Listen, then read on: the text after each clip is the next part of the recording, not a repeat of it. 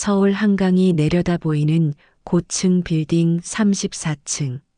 늦은 밤의 사무실 공기가 유난히 차갑게 느껴졌어요.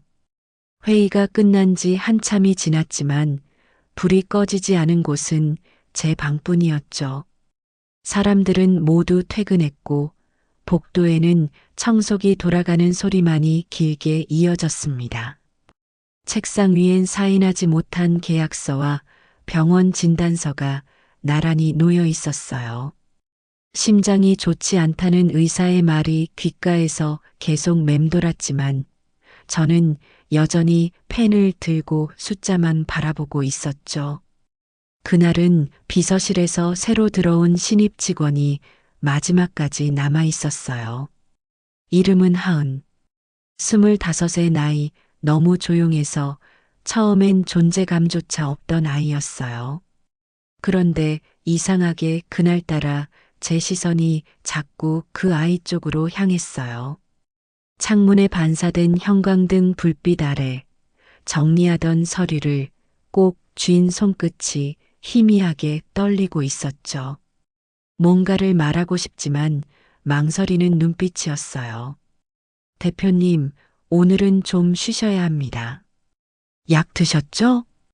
그 목소리가 들리자마자 제 안에 눌러두었던 무언가가 순간 흔들렸어요. 오랜만에 걱정이라는 감정이 제게 말을 걸어오는 듯 했죠. 이런 일은 매일 있는 거야. 젊은 사람이 감정 낭비하지 말고 일이나 배우세요. 그렇게 말했지만 내 목소리엔 힘이 없었어요. 하은은 잠시 제 얼굴을 바라보다 고개를 숙였어요. 그리고 조심스레 제 앞에 머그컵 하나를 내려놓았죠. 따뜻한 유자차 냄새가 방 안을 채웠어요. 차라도 한 모금 하세요. 목이 많이 잠기셨어요. 그 향기 속에서 문득 오래전 떠나간 제 아내가 생각났어요. 늘 제가 회의 끝내고 돌아오면 유자차를 데워놓곤 했죠. 그날처럼 비가 오는 날이면 더더욱요. 손끝이 식은 컵을 잡았을 때 문득 깨달았어요. 내가 그동안 사람 냄새 없는 인생을 얼마나 오래 살았는지를요. 사무실 공기가 너무 조용해서 에어컨 돌아가는 소리가 심장 박동처럼 느껴졌어요. 그때 복도 끝에서 비서실장 목소리가 들렸어요. 하은 씨, 이제 퇴근해요. 대표님 혼자 두면 돼요. 그 말에 하은은 가볍게 고개를 숙였지만 발걸음을 쉽게 떼지 못했어요. 결국 그 아이는 문 앞에서 한참을 서 있었죠. 마치 무언가 결심이라도 한 듯 작은 종이 봉투를 제 책상 위에 놓고 나갔어요. 봉투엔 대표님께라고 손글씨로 적혀 있었어요. 이상하게 마음이 쓰였어요. 그 글씨체가 어딘가 떨리고 있었거든요. 서류 더미 사이에 그 봉투를 두고 한참을 바라보다가 결국 열지 못한 채 밤을 새웠어요. 그날 이후 제 일상은 서서히 흔들리기 시작했어요. 병원 검사 결과는 생각보다 심각했고 의사는 당장 수술 준비를 하셔야 합니다. 라고 단호히 말했죠.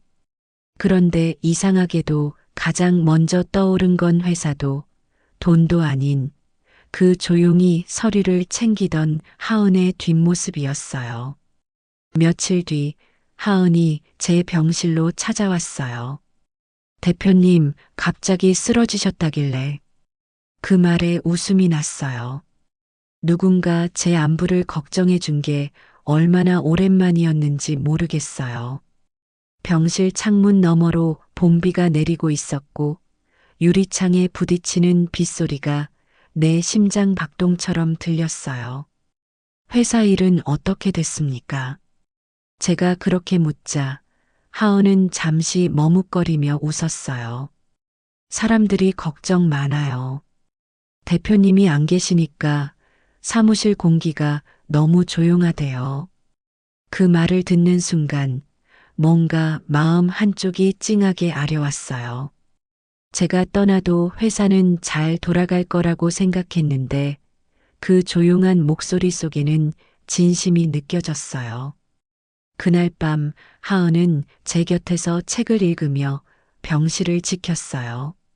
형광등 아래에서 그녀의 그림자가 벽에 길게 드리워졌고 그 흔들림이 묘하게 마음을 안정시켰어요. 마치 오래전 잃어버린 무언가가 다시 제 곁으로 돌아온 듯 했죠. 대표님, 요즘 잠은 좀 주무세요? 잠? 글쎄, 숫자 대신 사람 얼굴이 자꾸 떠오르네요. 그 말을 하며 제 스스로 놀랐어요. 그동안 사람의 얼굴을 본다는 건 곧 평가와 명령을 의미했는데 지금은 그저 한 사람의 진심이 보고 싶었어요.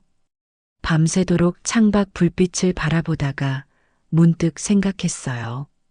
이 아이는 도대체 왜 나 같은 사람 곁에 남아 있는 걸까?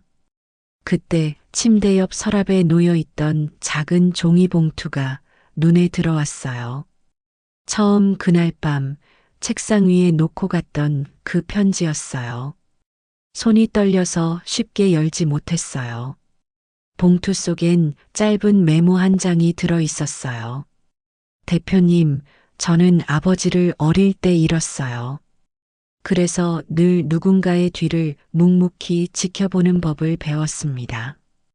대표님은 너무 외로워 보여서요. 그냥 곁에 있고 싶었습니다. 그 문장을 읽는 순간 제 시야가 흐려졌어요. 내 인생에서 단 한 번도 그런 이유로 곁에 있어준 사람이 없었거든요. 그날 이후 제 병실엔 매일같이 따뜻한 차 향기가 퍼지기 시작했어요. 저는 처음으로 누군가에게 고맙다는 말을 전하고 싶다는 마음이 들었어요. 하지만 입 밖으로 꺼내지 못했죠. 그 말이 입에 너무 낯설었어요. 봄비가 멎은 저녁, 병원 복도 끝에서 하은이 병실 문을 닫으며 조용히 말했어요. 대표님, 내일은 꼭 산책 나가세요. 햇빛을 조금이라도 쬐셔야 해요. 그 말이 이상하게 가슴에 박혔어요.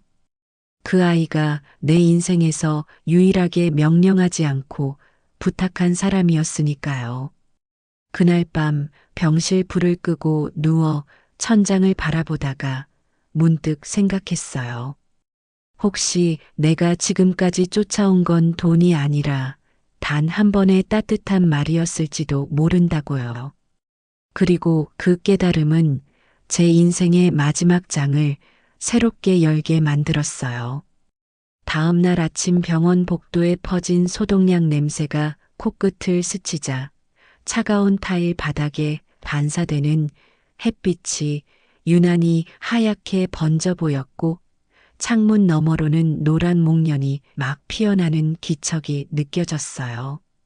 간호사 발걸음이 규칙적으로 지나갔고 심전도 모니터의 얇은 삑 소리가 제 심안에 박동처럼 새겨졌죠. 그 시간에 하은이 작은 보온병을 들고 들어왔는데 표지에 손끝으로 눌러 적은 듯한 작은 낙서와 굳은 테이프 자리들이 소박한 생활의 결을 보여주었어요. 보온병 뚜껑을 여니 따뜻한 미음 냄새가 허기를 간지렸고 김이 피어오르는 모양이 창문빛을 받아 투명하게 흔들리며 제 마음을 진정시키는 듯 했어요. 그 아이는 의료진에게 오늘 검사 일정을 다시 확인했고 수술 동의서에 표시해야 할 항목을 조심스레 설명해 주었죠. 심장 스텐트 시술과 이후 약물 복용 주의사항, 퇴원 뒤 첫 주간에 무리한 회의와 야근을 피해야 한다는 지침을 꼼꼼히 전해 주었어요. 사실 이런 말은 의사가 해준 이야기를 그대로 옮긴 것뿐인데 그 목소리의 온도는 이상하리만큼 제게 효력이 있었고 차분한 호흡이 제 귀 속에서 오래 진동했어요. 점심 무렵 재단 이사장과 법무팀장이 들이닥쳐 회사 관련 서류의 서명을 요구했는데 시술 전이라 집중이 어려웠고 손끝에 감각이 둔하게 퍼져 산만한 공기가 방 안을 채웠어요.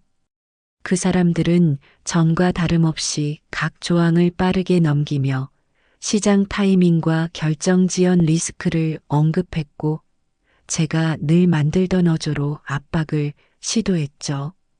그때 하은이 한 발짝 앞으로 나와 일정표를 가볍게 들어 보이며 대표님은 지금 의학적 안정이 우선이고 응급 상황 대비를 위해 서명은 보호자와 의료진 동석하에 진행하시죠. 라고 말했어요. 단정한 목소리였고 귀에 닿는 순간 병실 공기가 정리되는 느낌이 났으며 그 차분함에 제가 기대고 싶어졌죠. 서류를 잠시 덮고 숨을 고르자 바깥 복도에서 환자 이송 침대가 지나가는 바퀴 소리가 낮게 울렸고 그 소리에 맞춰 제 뇌리에는 오래전 장례식장 홀이 떠올랐어요. 제 아내가 떠난 날 하얀 국화 냄새가 코를 찔렀고 사람들의 위로가 무겁게 쌓였지만 결국 밤이 되면 모두 집으로 돌아가고 제게 남은 건 싸늘한 의자 한 개와 식지 않은 슬픔뿐이었죠. 그때 누구 하나 이렇듯 일정과 식사, 약 복용을 챙겨주지 않았는데 오늘은 작은 보온병 하나가 마음의 빈자리를 덮어주는 듯 했어요. 이윽고 의사는 제게 세 가지를 당부했는데 첫째는 항열소판제를 정해진 시간에 정확히 복용하라는 것이었고 둘째는 기름진 음식과 짠 음식을 줄이고 하루 물 섭취량을 일정하게 유지하라는 것이었고 셋째는 첫 주는 실내 보행으로 시작해 2주 후부터는 20분 내외의 가벼운 산책으로 늘리라는 지침이었어요. 설명이 끝나자 하은이 메모장에 굵은 펜으로 요약을 적었고 식단에 들어갈 저염국 조리법을 휴대폰으로 찾아 캡처해 제 보호자 파일에 넣어주었죠. 그런 모습을 보는 동안 마음 한편에서 낯선 감정이 고개를 들었고 제 혀끝에서는 고맙다는 말이 천천히 모양을 갖추다가도 쉽게 나오지 않았어요.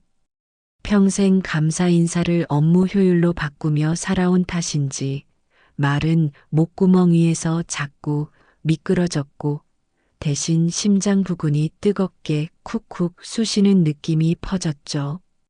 햇빛이 커튼 틈으로 비껴 들어와 침대 난간에 금빛띠를 만들었고 그 빛이 하은의 손등과 제 링거관을 동시에 스치며 이상한 연대감을 만들어 주었어요.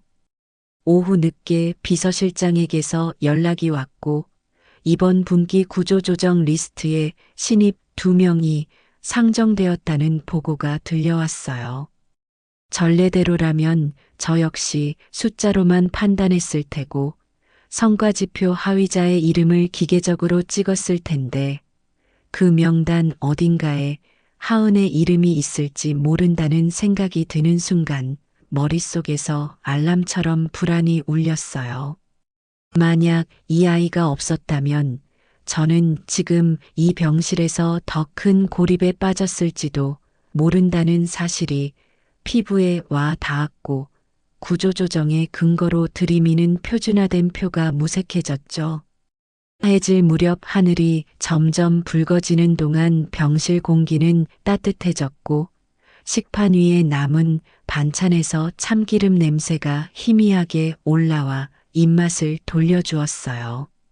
그때 하은이 살짝 고개를 숙이며 자신도 조심스레 털어놓을 이야기가 있다고 말했고 저는 그냥 듣겠다는 표시로 베개를 조금 더 세웠죠.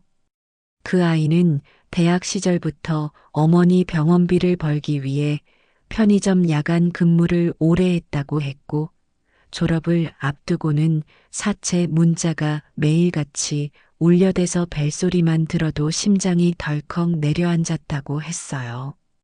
입사 면접 날 아침에는 봉고차가 시장 골목을 지나가며 생선 비린내를 가득 뿜었고 싸구려 향수로 그 냄새를 가리려다 오히려 속이 울렁거렸다고 고백했죠.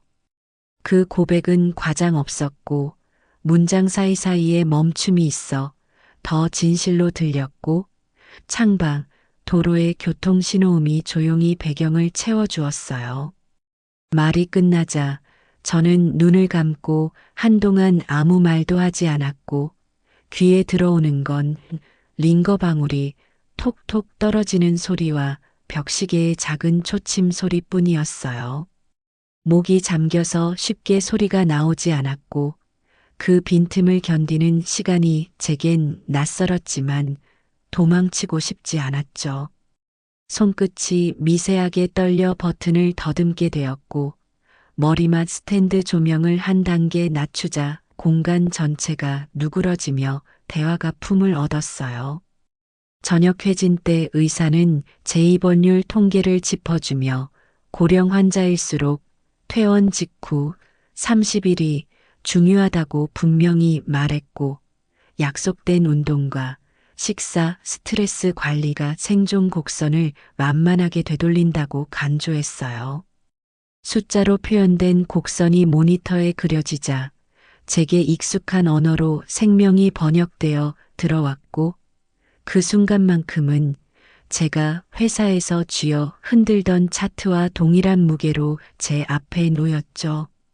그 설명이 끝나자 하은은 조용히 일정표를 다시 들여다보며 제 주간 리듬을 복약, 식사, 산책, 낮잠, 짧은 보고 네 칸으로 단순화했고 각 칸 옆에 체크박스를 만들어 서술로 표시하게 해달라고 부탁했어요. 그 부탁이 왠지 부끄러운 칭찬처럼 느껴졌고 일정의 주인이 다시 저라는 사실이 기운을 북돋워 주었어요. 저는 고개를 끄덕였고 침대 테이블 위에 펜을 들어 작은 네모칸 옆에 오늘 날짜를 적었어요.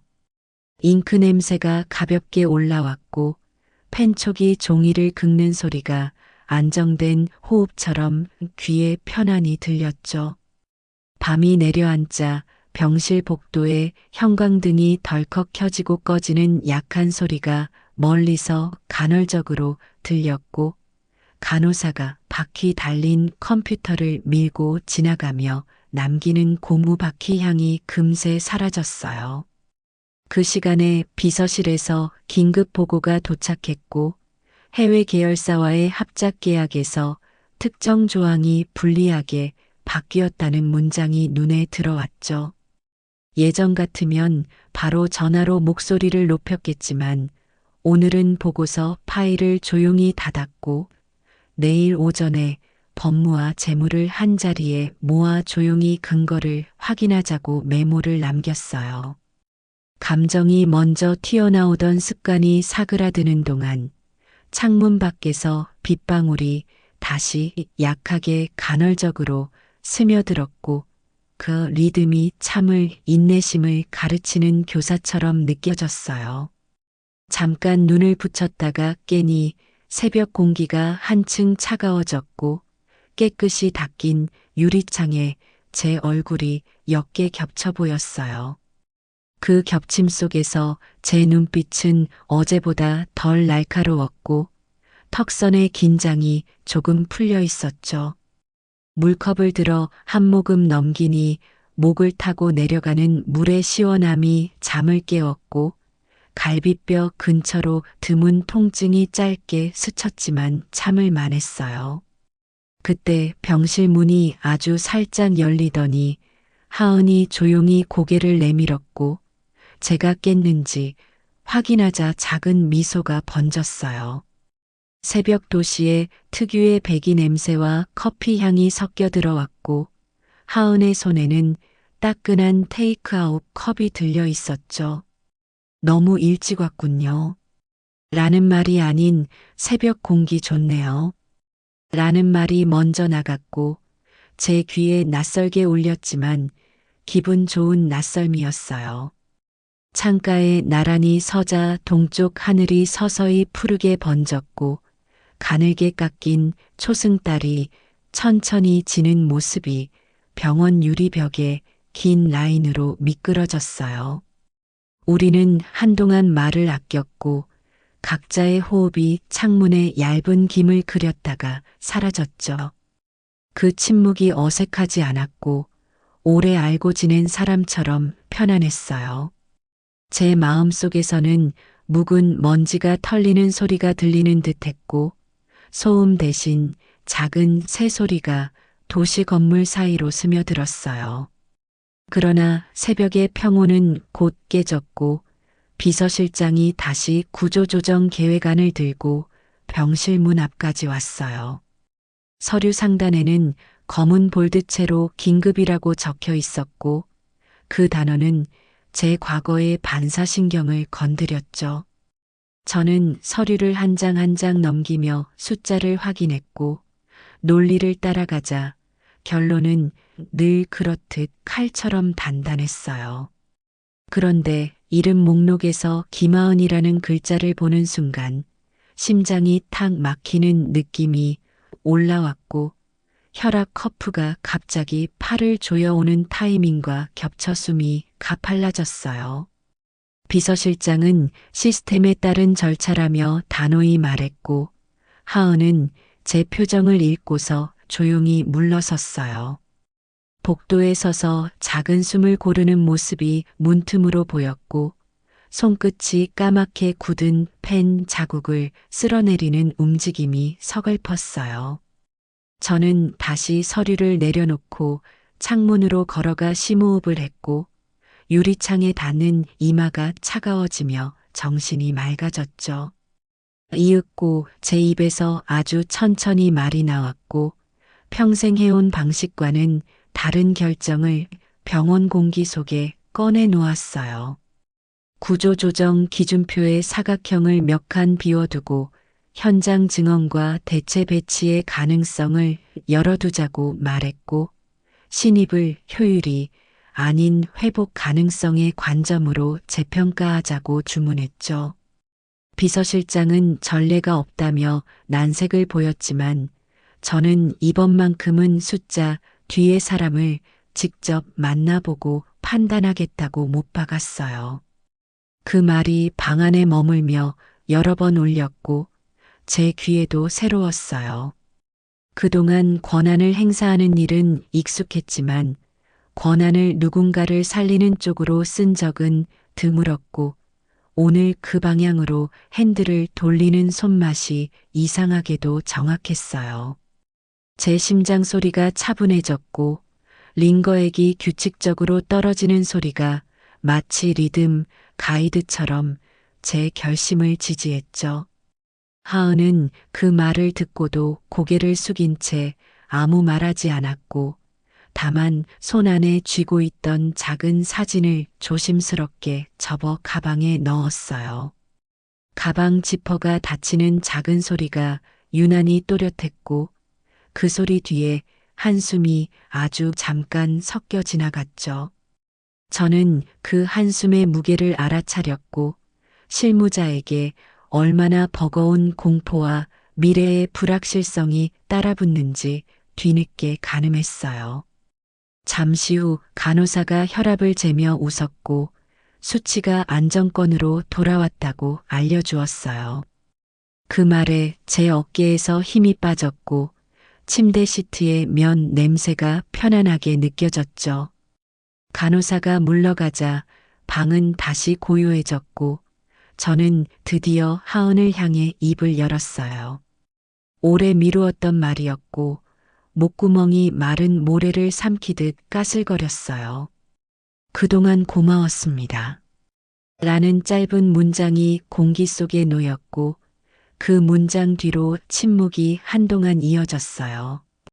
그 침묵은 불편하지 않았고 오히려 그 한마디의 결을 더 선명하게 보여주었어요.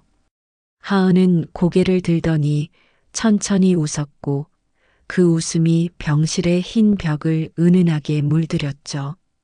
그 순간 제 인생의 두 개의 선이 처음으로 교차했어요. 하나는 성과와 효율만을 믿고 질주하던 선이었고, 다른 하나는 누군가의 손을 잡아 일으켜 세우는 선이었죠. 그 교차점 위에 새벽빛이 내려앉았고, 유리창 밖으로는 출근 버스의 엔진 소리가 낮게 깔렸어요. 냄새와 소리와 빛이 한자리에 모이자 오늘 하루가 어디로 흘러가야 할지 조금 분명해졌고, 저는 창가에서 천천히 고개를 끄덕였어요. 곧 시술 동의서에 사인을 하러 보호자 대기실로 이동해야 했고, 휠체어의 차가운 팔걸이가 손바닥에 닿자 새삼 현실이 선명해졌어요. 휠체어가 움직일 때 바닥에 작은 요철이 손끝으로 전해졌고, 그 미세한 진동이 심장 깊숙이 공명했죠. 문턱을 지날 때 하은이 부드럽게 속도를 줄이며 균형을 잡았고, 그 손이 제 어깨에 살짝 얹히자 뜨거운 체온이 짧게 스쳤어요. 대기실의 공기에는 커피와 소독약 냄새가 섞여 있었고, TV에서는 날씨 예보가 흐르면서 오늘 오전에 비가 그치고 오후부터는 맑아질 거라 했어요. 스크린 아래 자막이 빠르게 지나갔고, 누군가 종이컵을 구겼다 펴는 소리가 귀에 들어왔죠. 그 배경 속에서 저는 천천히 펜을 들어 이름을 썼고, 잉크가 번지지 않도록 한 획 한 획 눌러 적었어요. 서명이 끝나자 의사는 미소를 지으며 시술 후 계획을 다시 확인했고, 회복 과정에서 무엇보다 스트레스 관리가 중요하다고 강조했어요. 업무 복귀는 최소 2주 뒤로 미루고, 복귀 첫날은 회의 시간을 절반으로 줄이며 꼭 쉬는 시간을 끼워 넣으라고 했죠. 저는 고개를 끄덕였고, 회의라는 단어가 주는 묘한 흥분이 이제는 피곤과 맞바뀌어 있음을 인정했어요. 대기실 유리문 너머로 사람들이 바삐 오가는 걸 보며 제 과거와 현재가 앞뒤로 지나갔고, 복도의 소음이 이제는 제게 공격이 아니라 풍경으로 느껴졌어요. 그 풍경 속에서 하은은 문 앞에 서서 휴대폰으로 업무 메신저를 정리했고, 불필요한 알림을 과감히 꺼주며 중요한 메시지만 묶어 보여주었어요. 집중을 지키는 작은 기술 하나가 마음을 큰 소음에서 지켜준다는 사실을 새삼 배웠고, 가슴 한가운데가 느슨하게 풀렸죠. 시술실 입구에서 잠깐 멈추자 차가운 금속 냄새와 약품 냄새가 한꺼번에 밀려왔고, 밝은 무영등 아래에서 사람들이 침착하게 움직였어요. 제 침대가 레일을 타고 안으로 들어가자 바퀴 금속이 레일과 맞물리는 소리가 규칙적으로 울렸고, 그 규칙이 이상하게 든든했어요. 눈을 감기 전 마지막으로 떠오른 것은 빌딩 꼭대기 유리창에 비치던 제 고독한 그림자가 아니라 새벽 창가에서 커피 향을 나눴던 짧은 평온이었고, 그 평온이 어둠 속에서도 희미한 빛으로 남아 있었어요. 눈을 뜨면 달라져 있어야 한다는 생각이 들었고, 달라지지 않으면 결국 제게 남는 건 병실 번호표와 퇴원 수납 영수증뿐이라는 사실이 뼈에 사무쳤어요. 의사에 시작합니다. 라는 말이 귓가에서 멀어지자 깜빡이는 LED 점들이 하늘의 별처럼 퍼졌다 모이고, 제 의식은 아주 멀고 편안한 물결 속으로 잠겨들었어요. 그 물결은 차갑지 않았고, 누군가의 손이 등 뒤를 지그시 받쳐주는 느낌이 있어 끝내 저는 두려움 대신 작고 단단한 희망을 붙들 수 있었어요.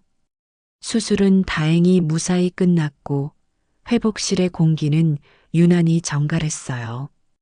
희미한 소독약 냄새와 새로 갈아놓은 하얀 시트의 면 냄새가 뒤섞여 코끝을 간지렸고 눈을 떴을 때 천장의 둥근 조명이 하얗게 퍼져 보였죠.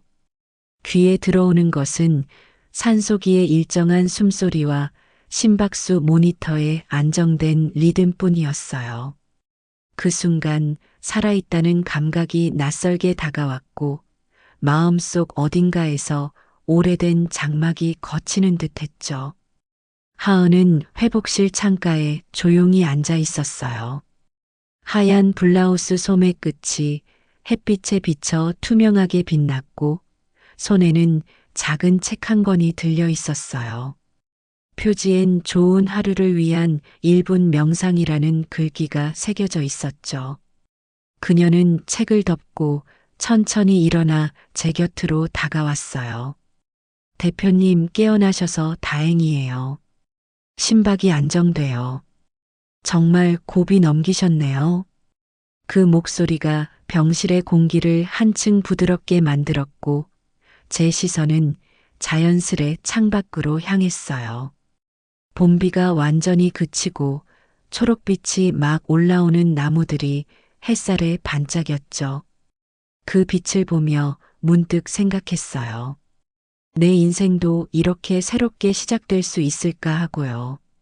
며칠이 지나면서 회복 속도는 생각보다 빨랐어요. 식단은 여전히 저염식이었고 하은은 식판을 들고 올 때마다 반찬 하나하나에 메모를 붙였어요.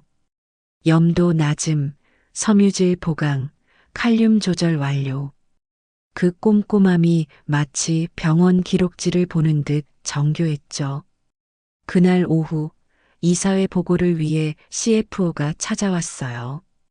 그는 여전히 차가운 톤으로 매출 지표와 손익 그래프를 펼쳤고 목소리엔 조급함이 묻어 있었어요. 하지만 이제 제 시선은 숫자보다 사람을 먼저 향하고 있었어요. 보고가 끝난 뒤 저는 조용히 말했죠. 이번 분기 매출보다 중요한 건 내부 회복입니다. 인사팀에 전달하세요. 조직 안의 사람부터 살립시다.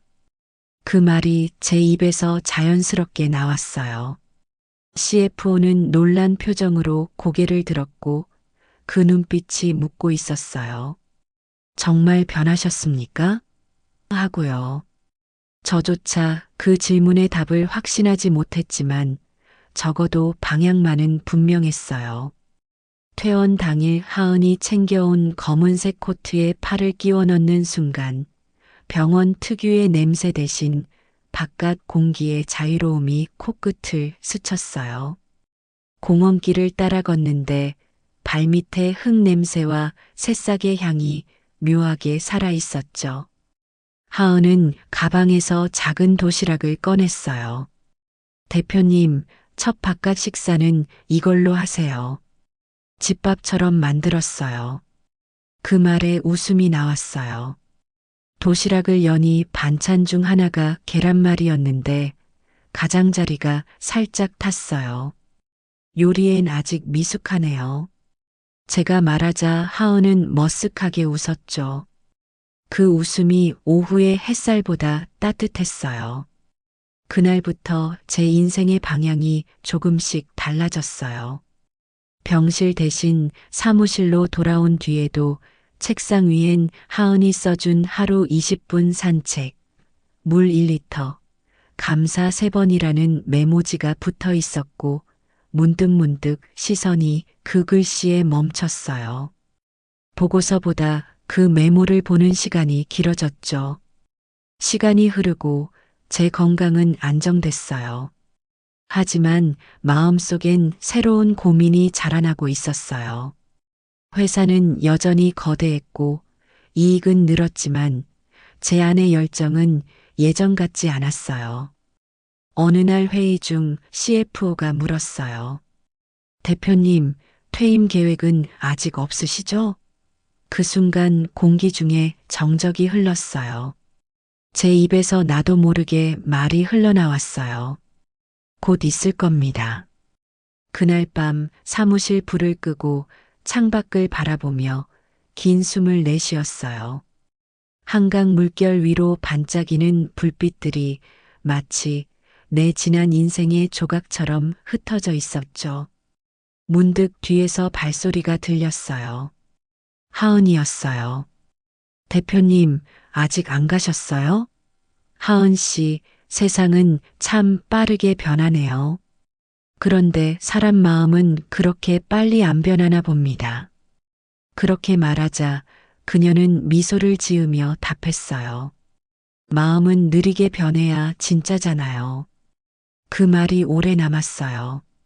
그날 밤 저는 집에 돌아와 오래된 서랍을 열었어요. 거기엔 아내가 남긴 편지 한 장이 있었어요. 당신은 너무 많은 사람을 이끌었지만 정작 한 사람의 손은 오래 잡지 않았어요. 그 문장을 읽는 순간 눈물이 멈추지 않았어요. 그때 깨달았어요. 내가 남은 생을 쏟아야 할 곳은 더 이상 기업의 그래프가 아니라 사람의 삶 그 자체라는 거요. 며칠 뒤 저는 은퇴를 공식 발표했어요. 기자들이 몰려왔고 플래시가 터졌어요. 왜 이렇게 갑작스럽게 퇴임을 결정하셨습니까? 누군가 물었죠. 저는 미소 지으며 짧게 대답했어요. 이제 제 손이 아니라 다른 사람의 손을 잡을 때가 되어서요. 그 말을 마치고 단상 아래로 내려오는데 하은이 관중석 끝에서 서 있었어요. 눈이 마주쳤고 그 눈빛 속엔 놀라움보다 묘한 따스함이 있었어요. 회사 밖으로 나왔을 때 봄 햇살이 얼굴에 닿았고 세상이 처음처럼 투명하게 느껴졌죠. 그날 저녁 집에 돌아와 책상 위에 새 편지지를 펼쳤어요. 그 위에 하은 씨에게라고 썼어요. 펜 끝이 조금 떨렸지만 이번엔 숨기지 않았어요. 당신이 내 곁에 머문 건 의무가 아니라 마음이었죠. 그 마음 덕분에 내가 인간으로 돌아올 수 있었습니다. 수많은 숫자 속에서 잃어버린 사람 냄새를 당신이 다시 알려줬습니다. 편지를 다 쓰고 나니 손끝이 따뜻했어요. 창밖엔 달빛이 번져 있었고 그 아래로 고요히 떨어지는 벚꽃잎이 흰 종이 위로 내려앉는 듯 보였죠. 그날 밤 저는 오랜만에 깊은 잠에 들었어요. 꿈속에서도 누군가의 손이 내 어깨를 살짝 두드리는 느낌이 있었고 그 온기가 오래 남았죠. 은퇴 후 첫날 아침 알람이 울리지 않는 정적 속에서 눈을 떴어요. 침대 머리맡엔 여전히 회의 일정표가 붙어 있었지만 더 이상 확인할 필요가 없었죠. 커튼 사이로 스며든 햇빛이 희미한 먼지를 비추며 방 안을 천천히 움직였고 그 속에서 공기의 흐름이 낯설게 느껴졌어요. 마치 세상이 내 속도를 따라오기 시작한 듯 했어요. 거실에 놓인 식탁 위엔 병원에서 가져온 약봉지가 정돈돼 있었고 그 옆엔 하은이 남기고 간 작은 쪽지가 놓여 있었어요. 아침엔 물 한 컵 먼저 드세요. 그리고 햇살을 보세요. 짧은 문장이었지만 이상하게도 하루를 여는 주문처럼 들렸죠. 물을 한 모금 마시자 찬기와 함께 목을 타고 내려가는 감촉이 생생했고 그 안에서 작은 생명력이 깨어나는 느낌이 들었어요. 커피포트를 올려두고 창밖을 바라보았어요. 맞은편 아파트 발코니에서 누군가 이불을 털고 있었고 지나가는 청소차의 물소리가 골목을 적셨죠. 그 평범한 풍경이 그토록 새로웠어요. 이제야 내가 사는 사람이 되었다는 기분이 들었어요. 하지만 고요함 속엔 허전함이 있었어요. 매일 수십 명이 부르는 대표님이라는 호칭이 사라지고 전화벨이 울리지 않자 공기가 텅 빈 듯했죠.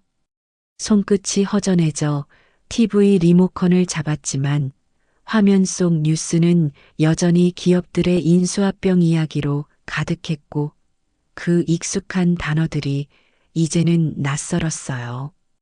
오전이 지나자 조용히 산책길로 나갔어요.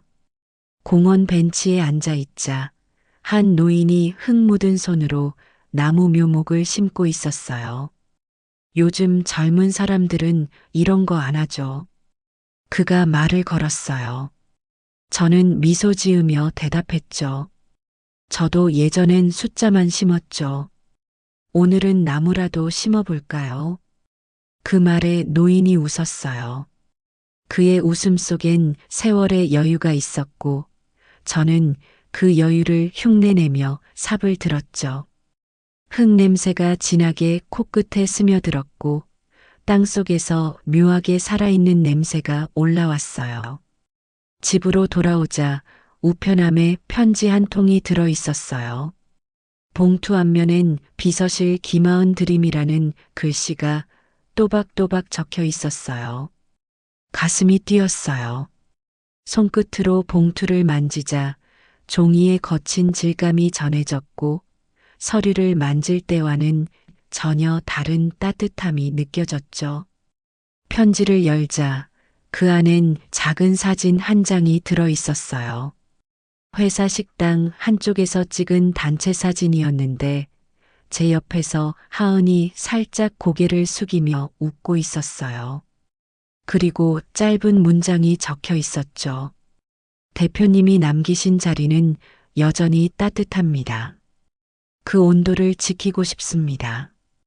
그 문장을 보는 순간 목이 뜨거워졌어요. 제 자리가 사무실의 의자가 아니라 누군가의 마음속이었다는 사실을 처음 알았어요. 그날 밤 식탁 위에서 오랜만에 펜을 들었어요. 하은에게 답장을 썼죠. 하은 씨, 내 이름이 아니라 내 마음을 기억해줘서 고맙습니다. 세상은 효율로 돌아가지만 사람은 온기로 남는다는 걸 이제야 알겠네요. 봉투를 닫고 도로의 불빛을 바라봤어요. 자동차 헤드라이트가 창문을 스치며 지나갈 때마다 제 마음의 그림자도 잠시씩 환하게 비춰졌죠. 며칠 뒤 하은에게서 또 다른 편지가 왔어요. 이번엔 내용이 조금 길었어요. 대표님, 사실 퇴임식 날 말씀 듣고 울었습니다. 대표님이 늘 무섭던 이유를 이제야 알겠어요.